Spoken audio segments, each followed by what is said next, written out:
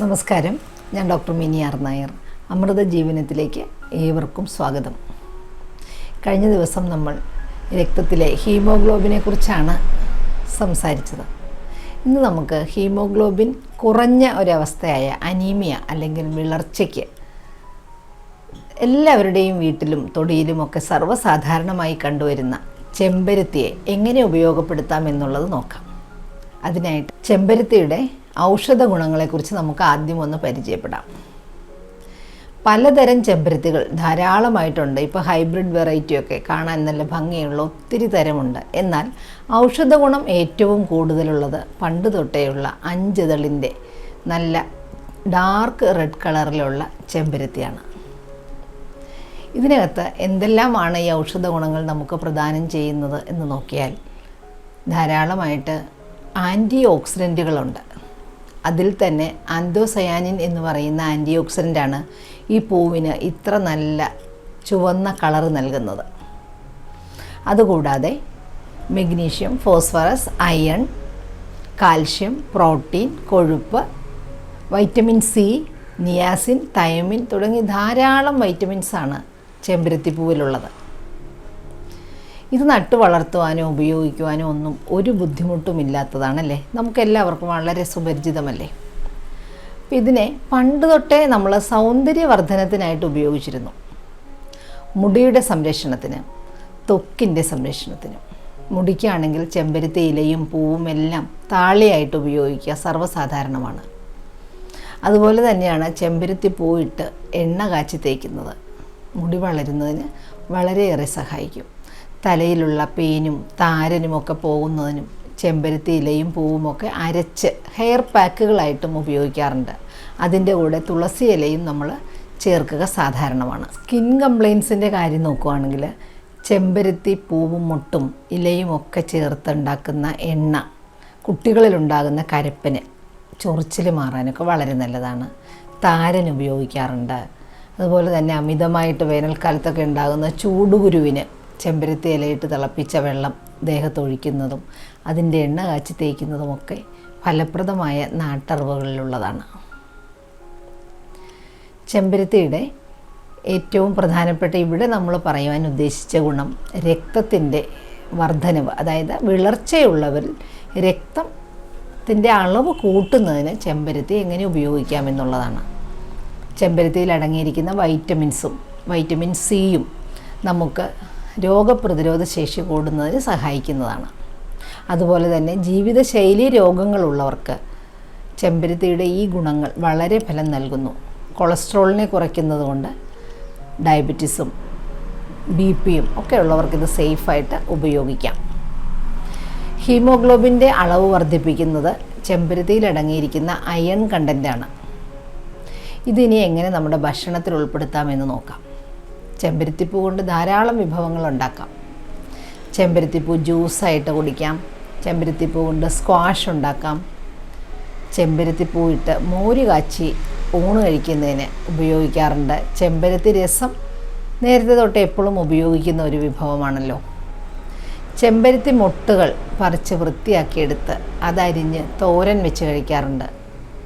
നമ്മൾ സാധാരണ മറ്റു പച്ചക്കറികളൊക്കെ ഇലക്കറികളൊക്കെ ഉണ്ടാക്കുന്നത് പോലെ, ഇല തോരൻ വയ്ക്കുന്നത് പോലെ ചെമ്പരത്തിപ്പൂവ് തോരൻ വെച്ചാലും വളരെ നല്ലതാണ്. ചെമ്പരത്തിപ്പൂവ് ഇതൊന്നും ഉണ്ടാക്കാൻ സമയമില്ലെങ്കിൽ വെറുതെ പൂ പറിച്ച് വൃത്തിയാക്കി വലയൊക്കെ നോക്കി ചവച്ച് കഴിച്ച് കുറച്ച് വെള്ളവും കൂടെ കുടിക്കുന്നത് പോലും വളരെയേറെ ഗുണം നൽകുന്നതാണ്. ചെമ്പരത്തി ചായ പണ്ട് തൊട്ടേ ഉപയോഗിച്ചു വരുന്ന ഒന്നാണ്. ചെമ്പരത്തിപ്പൂ ഉണക്കി പൊടിച്ചു വെച്ചിട്ട് അതിൽ നിന്ന് അല്പം പൊടിയിട്ട് വെള്ളം തിളപ്പിച്ച് കുടിക്കുകയും ദാഹശമനിയൊക്കെ പോലെ കുടിക്കുന്നതും വളരെ നല്ലതാണ്.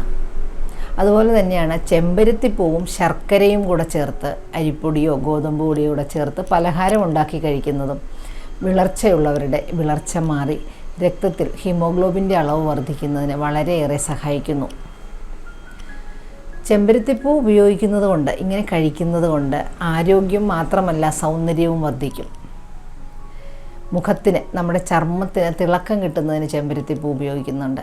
ചെമ്പരത്തിപ്പൂ അരച്ച് ഫേസ് പാക്കായിട്ടും ഉപയോഗിക്കാറുണ്ട്.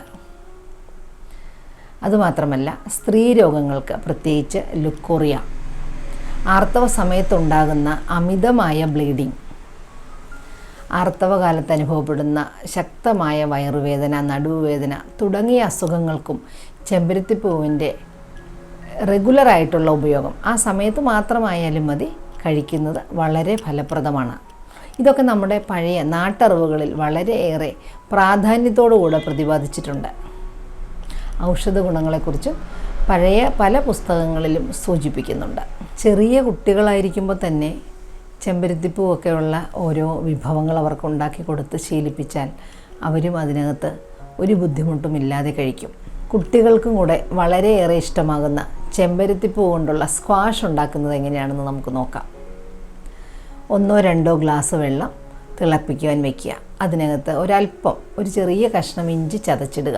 വെള്ളം തിളച്ച് വരുമ്പോൾ ചെമ്പരത്തിപ്പൂ 5 തളിൻ്റെ നല്ല ചുവന്ന ചെമ്പരത്തിപ്പൂ 3-4 എണ്ണമൊക്കെ എടുത്താൽ മതിയാവും.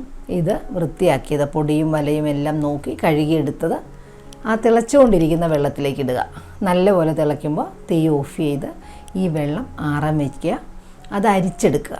അതിലേക്ക് ഒരു അരമുറി നാരങ്ങ നീര് പിഴിഞ്ഞ് ചേർക്കുക. വളരെ നല്ല ഭംഗിയുള്ള കളറിലുള്ള സ്ക്വാഷ് നമുക്ക് തയ്യാറായി കഴിഞ്ഞു. ഇതിലേക്ക് അല്പം മധുരം കൂടെ ചേർത്താലാണ് കുട്ടികൾക്കൊക്കെ ഇഷ്ടമാവുകയുള്ളൂ. നാരങ്ങ ചേർത്തത് കൊണ്ട് അതിനൊരു പുളിപ്പുണ്ടായിരിക്കും. അപ്പം മധുരത്തിനായിട്ട് നമുക്ക് തേൻ, പഞ്ചസാര, ശർക്കര, കൽക്കണ്ടം ഏത് വേണമെങ്കിലും ഉപയോഗിക്കാം. എന്നാലും ആരോഗ്യദായകമായത് തേൻ ചേർക്കുന്നതാണ്. തേൻ ചേർക്കുമ്പോൾ ഈ സ്ക്വാഷ് എപ്പോഴും തണുത്ത ശേഷം മാത്രമേ ഉപയോഗിക്കാൻ പാടുള്ളൂ. കുട്ടികൾ ഇടയ്ക്കിടയ്ക്കൊക്കെ കുടിക്കാൻ സ്ക്വാഷോ രസ്ന കലക്കിയതോ അങ്ങനെയുള്ള ആർട്ടിഫിഷ്യൽ ഡ്രിങ്ക്സ് അല്ലെങ്കിൽ സോഫ്റ്റ് ഡ്രിങ്ക്സൊക്കെ ചോദിക്കുന്ന സമയത്ത് ഇതുണ്ടാക്കി നമുക്ക് ഫ്രിഡ്ജിൽ വെച്ച് തണുപ്പിച്ചിട്ടാണെങ്കിൽ പോലും കൊടുക്കാം. കുട്ടികൾക്ക് അതിൻ്റെ ടേസ്റ്റും നിറവും ഒക്കെ വളരെയേറെ ഇഷ്ടമാകും. കുട്ടികൾക്ക് മാത്രമല്ല, നമ്മൾ വീടുകളിൽ ഗസ്റ്റ് വരുമ്പോഴാണെങ്കിലും വളരെ വ്യത്യസ്തമായൊരു ഡ്രിങ്ക് കുടിക്കുവാനായിട്ട് അവർക്ക് നൽകാം. നിങ്ങൾ ആരെങ്കിലും ഇതിൽ ഇതുവരെ ട്രൈ ചെയ്യാത്തവരുണ്ടെങ്കിൽ ഒന്ന് ചെയ്തു നോക്കുക. വളരെ ടേസ്റ്റും ഗുണവുമുള്ളതായ ഈ ഒരു പാനീയം കുടിക്കുന്നത് വളരെ നല്ലതാണ്. ഇത് ഇടയ്ക്കിടയ്ക്ക് ഉപയോഗിക്കുമ്പോൾ ചെമ്പരത്തിപ്പൂ കൊണ്ടുള്ള ഈ പറഞ്ഞ വിഭവങ്ങളിൽ ഏതെങ്കിലുമൊക്കെ ഇടയ്ക്ക് ഉപയോഗിക്കുമ്പോൾ വിളർച്ച അല്ലെങ്കിൽ അനീമിയ ഉള്ളവർക്ക് രക്തത്തിൽ ഹീമോഗ്ലോബിൻ്റെ അളവ് കൂടി വരുന്നത് കാണാം. നമുക്ക് ടെസ്റ്റ് ചെയ്ത് നോക്കി തന്നെ ഇതിനെ പ്രൂവ് ചെയ്യിക്കാവുന്നതാണ്. ഈ അറിവുകൾ മറ്റുള്ളവരിലേക്കും ഷെയർ ചെയ്യുക. നിങ്ങളുടെ അഭിപ്രായങ്ങൾ കമൻറ്റ് ബോക്സിൽ രേഖപ്പെടുത്തുക. അമൃതജീവനം ആദ്യമായിട്ടാണ് കാണുന്നതെങ്കിൽ തീർച്ചയായും സബ്സ്ക്രൈബ് ചെയ്യാൻ മറക്കരുത്. അടുത്ത ഒരു വീഡിയോയുമായി വരുന്നതുവരെ എല്ലാവർക്കും നന്ദി, നമസ്കാരം.